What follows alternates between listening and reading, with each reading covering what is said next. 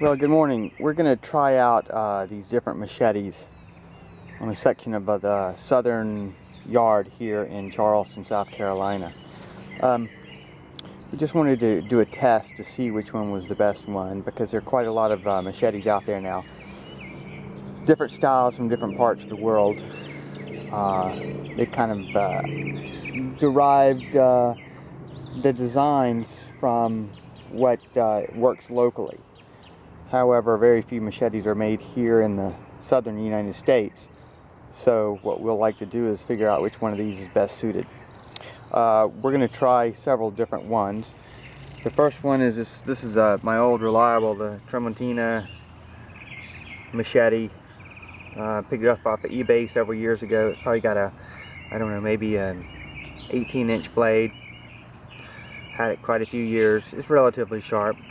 This one is, the next one is the Bidor Malaysian Parang. It's a 12-inch. Below that is the, I believe it's a 20-inch Bidor Parang from Malaysia. Over on this side we have got the, this is the Condor Village Parang, and beneath it is the Condor Bush Parang. The main difference seems like that the bush parang is a little bit lighter than the village parang. But anyway, we're going to be working on this area of the yard. The way we'll conduct this test is each machete gets 5 minutes in the bush, so to speak. And when that's finished, I will come back and give a total review of what I thought performed the best. This is our 5-minute clock that we're going to be using.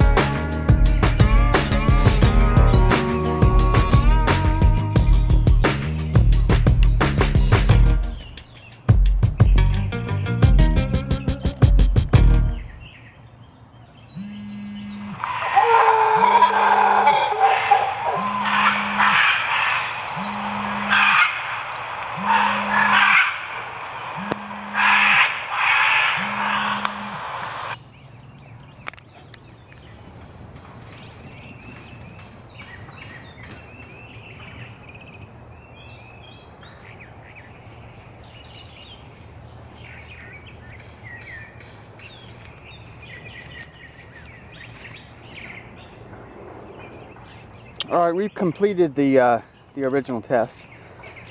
Some interesting results. The Tramontina Machete seemed to be one of the better ones, and I'm not sure if it was because I'm more used to it or what the situation is, but it certainly was in the top 1 or 2. The Bidor Ray Mears style parang just seemed too light and too short for me. I'm not exactly sure if it was because I wasn't used to it or what the situation was, but I just didn't quite feel like it had enough oomph to get through a lot of the stuff I was cutting. The 20-inch Bidor Malaysian Parang did extremely well. Probably a little bit better than the machete, the Tramontina Machete. There's a lot of pollen out here. It seemed to have, you know, I could reach some good heights with it. There was enough weight in the tip of the blade to cut through some of the heavier pieces. And I just thought it was a little bit better feeling in my hands. The only thing I didn't like about it was the handle. It's a little bit too short, and it gave me a little bit of hand fatigue, whereas the other ones did not. The other one that wasn't my favorite was the Village Parang. It just, the handle was just kind of awkward feeling, and it seemed almost like it was too heavy.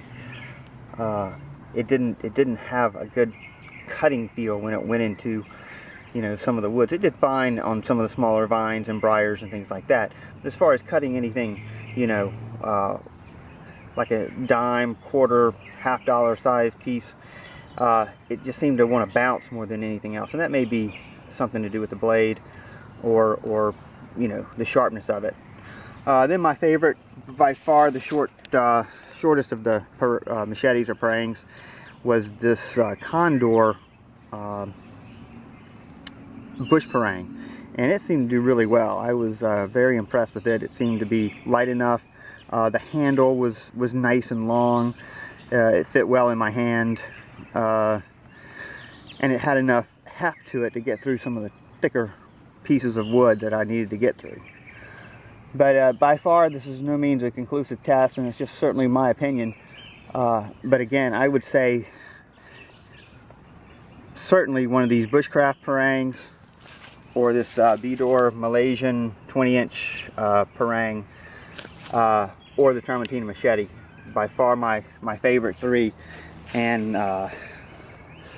when I finish working on the job here, I will probably be using more of those than anything else, unless I get into a situation where there's too much stuff overhead to swing the machetes, and then I'll have to switch back to the shorter ones.